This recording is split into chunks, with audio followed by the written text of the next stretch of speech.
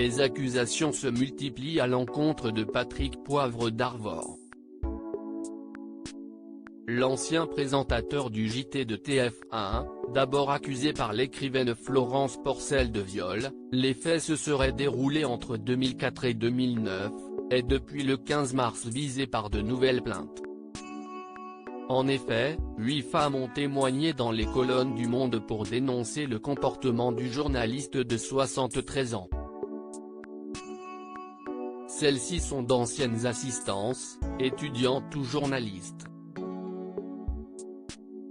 L'une d'elles raconte: « Il s'est levé brusquement, m'a enlacé par surprise, m'a embrassé, m'a renversé sur sa grande table, a glissé une main dans mon soutien-gorge puis l'autre dans ma culotte avant de l'introduire dans mon sexe pendant de longues minutes.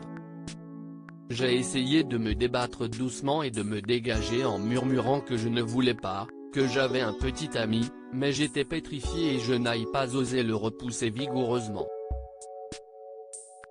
Suite à ces nouvelles prises de parole, Patrick Poivre d'Arvor est très triste et abattu, comme l'a fait savoir son ami proche Bernard Montiel dans Touche pas à mon poste, mardi 16 mars. Il n'a pas souhaité se rendre sur le plateau de Cyril Hanouna pour prendre sa défense. J'ai vu beaucoup de conquêtes après avoir évoqué la peine de son fidèle ami. Bernard Montiel a souhaité prendre sa défense, précisant qu'à l'époque où il travaillait chez TF1, on se bousculait au portillon pour le rencontrer, lui parler, voire plus.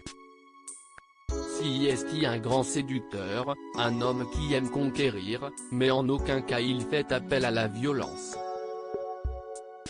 Ça fait 30 ans que je le connais, je n'ai jamais vu ça. J'ai vu beaucoup de conquêtes, et par discrétion, je ne vais pas dire qui. Il a multiplié les conquêtes, il adore ça. Mais il n'est ni lié à la violence, et encore moins à la force.